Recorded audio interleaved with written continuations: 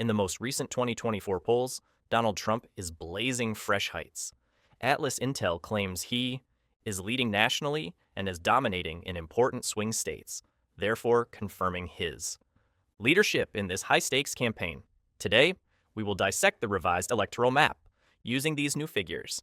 We'll first lock in the solid states for every candidate to simplify the map analysis before. Delving into the polls. Beginning with Harris, she probably holds California, Hawaii, Vermont, Massachusetts, Connecticut, Rhode Island, Maryland, the District of Columbia, and Maine's 1st District. From Trump's standpoint, he is strong in Utah, Wyoming, Idaho, Montana, North and South. Dakota, practically all of Nebraska save the 2nd District, Kansas, Oklahoma, Missouri, Arkansas, Louisiana, Mississippi, Alabama, Tennessee, Kentucky, West Virginia, Indiana, South Carolina, and Alaska. With 125 electoral votes, this early breakdown provides the former president a great beginning advantage. Harris starts with 97. Atlas Intel has a late-night poll decline that merits some notice. Now, if you recall from 2020, Atlas Intel had the most accurate, popular vote prediction, being off by roughly 0.2%. They truly nailed it back then. Since Biden leads by roughly 4.7 or 4.5 points, they now have their swing state figures. Trump leads in 5 states, while Harris leads in 2. Some of the figures are odd. Careful. Inspection reveals that they do not all quite add up. We will review these specifics, and I will somewhat dissect them. For North Carolina, for example, Harris is leading by roughly 2.5 points there, which surprised many of us. Comparatively, Trump is up by 3.5 points in Michigan, but down by 2.5 in North Carolina. That seems quite improbable to me. They are merely polls, so they will change. We are barely over a month out, hence at this point, no poll will be absolutely solid. Historical patterns would indicate North Carolina to lean somewhat more right and Michigan to tilt more left. Still, Michigan has had a few solid polls lately. Actually, Trump gains from another piece from the New York Times showing Michigan deadlocked between Trump and Harris.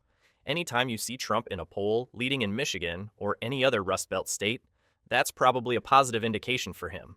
It's almost neck and neck in Georgia. Trump leads by only half a point. Surprised, Arizona showed Trump leading by a point as well, given Atlas Intel's poll, which shows Trump ahead by 2 or 3 points in the general popular vote. I was anticipating rather more. I thought Arizona would show that, but as we know, polls are not an exact science. Still, Arizona is quite obviously leaning Trump based on the last 7 or 8 polls. The Harris campaign most certainly knows this as well. Nevada comes next, another surprising outcome. Harris raises roughly 3 points, although she has had a few polls in her favor. One Bloomberg outlier truly raised her. Average, but I think they understated Trump's supporters in that case. To me, Nevada still feels like a solid 50-50 toss-up. Certain of these outcomes, particularly from Nevada and North Carolina, seem strange. Not exactly since Harris is ahead, but more because the margins run roughly 3 points. For my part, I'm not making that purchase. I would understand her if she were up by half a point or perhaps a full point. We still have more than a month left before the election, though we don't have to divide Harris between a 1% lead and a 2.8% lead. That's hardly a gulf that will change games. Trump's running up 1.5 points in Wisconsin.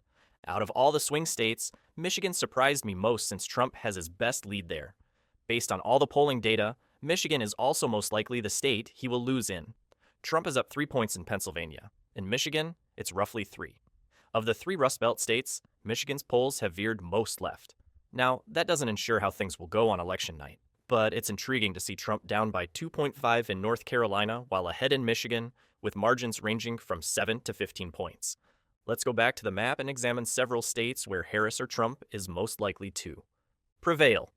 Recall that a solid state is one in which at least 15 points or more are expected for either candidates winning, though not by the almost 20-point margin Joe Biden attained in 2020.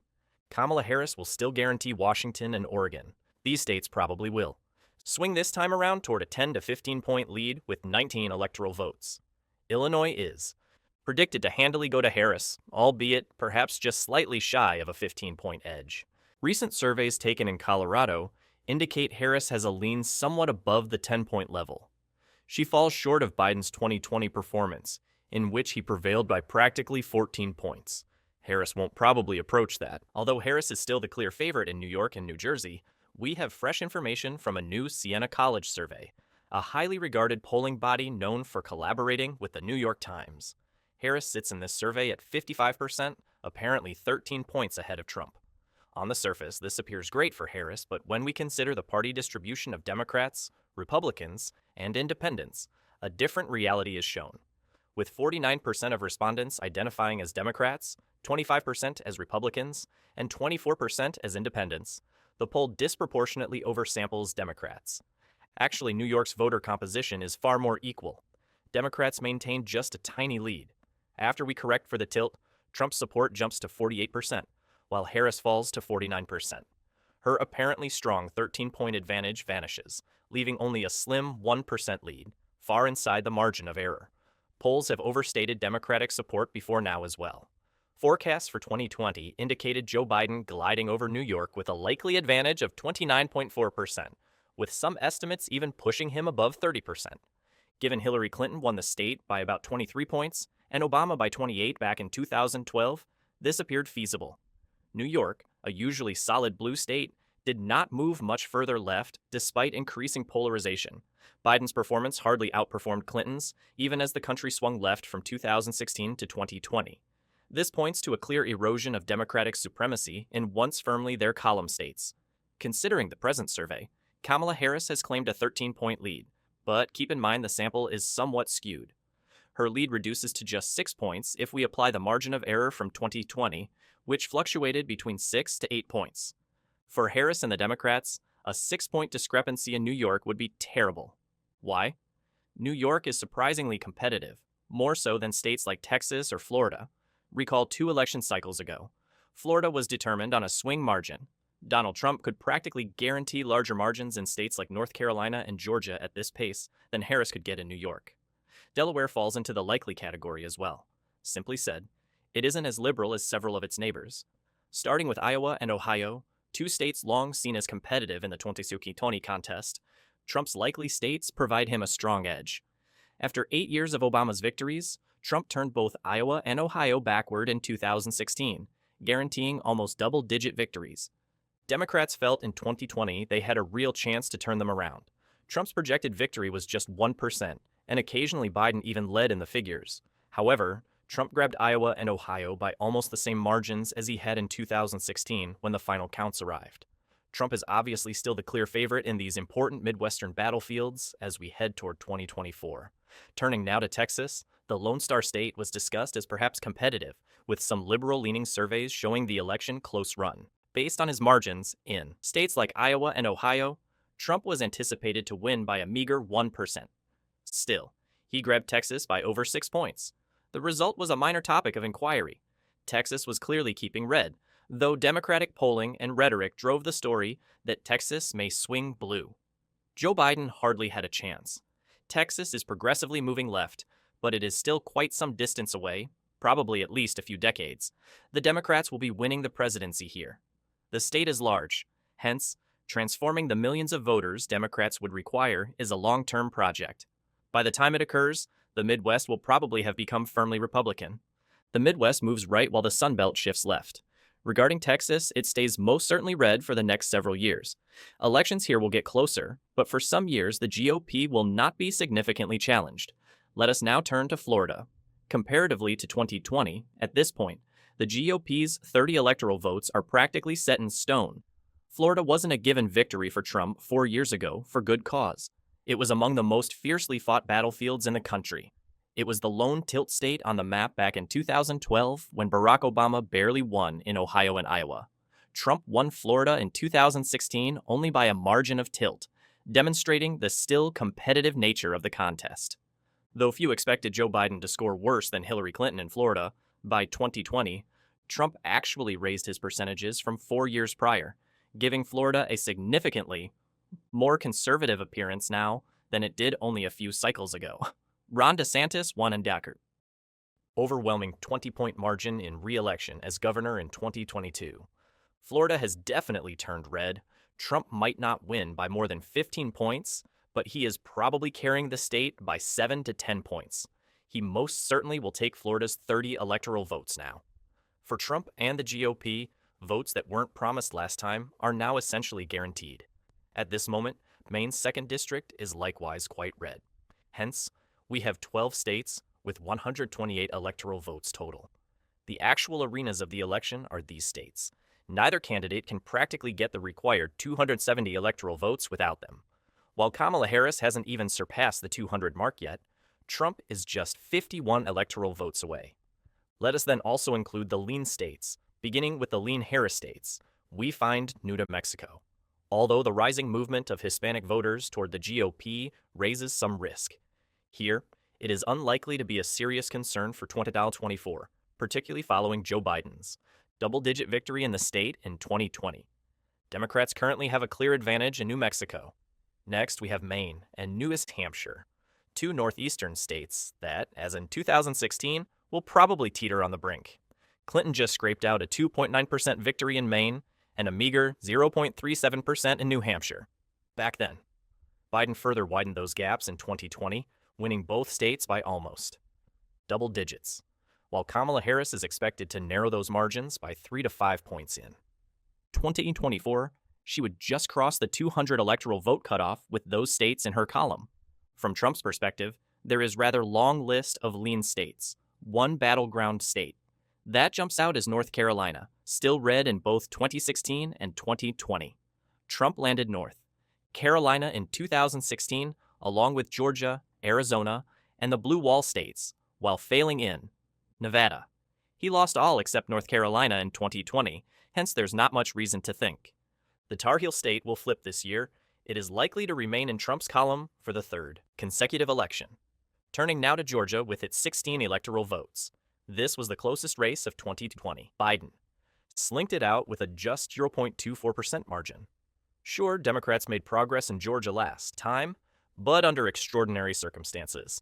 Conditions brought on by the epidemic and faltering economy helped Biden turn states, including Georgia, Arizona, and maybe even Wisconsin. Trump more likely would have gotten another term without the instability COVID-19 caused. Georgia is likely to revert to her crimson roots in 2024. Trump will win it really effortlessly. The 2020 turned out more of a flutter. Trump stole Georgia by more than 5 points back in 2016. Arizona comes next on the list now, another close contest from the past election. Kamala Harris lacks the impetus, nevertheless, to turn it blue. Trump won Arizona by almost 4% in 2016. Latest Atlas Intel surveys indicate him with a 1.2% edge, thereby offering him a 55-60% probability of winning. His odds in Arizona seem much better than those in North Carolina or Georgia. Let's now turn finally to Nevada. Trump's figures here have become better since 2020. Though polls had projected Biden would win Nevada by 5 to 6 points, ultimately, Biden narrowly outperformed Clinton's 2016 performance. Biden acquired ground in numerous areas, but Nevada stayed virtually unchanged. Republican Joe Lombardo's triumph in the 2022 governor contest against a sitting Democrat showcases the state's right inclination. Trump has a strong opportunity to seize a state no Republican has won in 2 decades. Nevada seems lean red to me, and Trump picks it slightly over 2 points.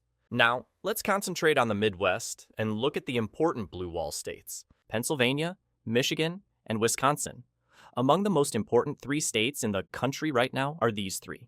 Particularly Pennsylvania is attracting a lot of interest, since many think it could be the state that balances this election.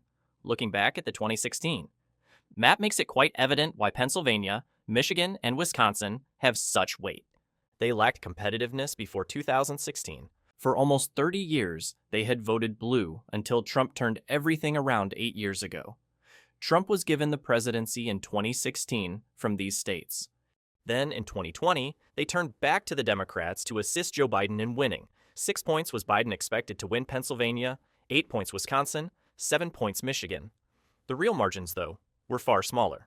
Biden would have lost the contest, indeed, had he lost Wisconsin, Georgia, and Arizona, all of which he won by less than 0.7%. That reveals the proximity of the 2020 contest. And today, Kamala Harris is polling much less than Biden did 4 years ago. Furthermore, up by 1.5% in Wisconsin, 3.4% in Michigan, and 2.99% in Pennsylvania. Based on the most recent Atlas Intel polls, we now have 2 tilt states and 1 congressional district, all probably determined by less than 2 percentage points. Starting with Nebraska's 2nd district, I see Trump taking it. Turning now to Minnesota, Kamala Harris's essay features this state only because she selected Tim Walz, the governor of that state, as a running mate. Should Biden have stayed on the ballot, I believe Trump would have had a strong chance of capturing Minnesota, a state not voting Republican in 52 years. Turning now to Virginia. Current polls indicate the race is getting tighter and quite competitive. Virginia would now fall under my classification as a toss-up.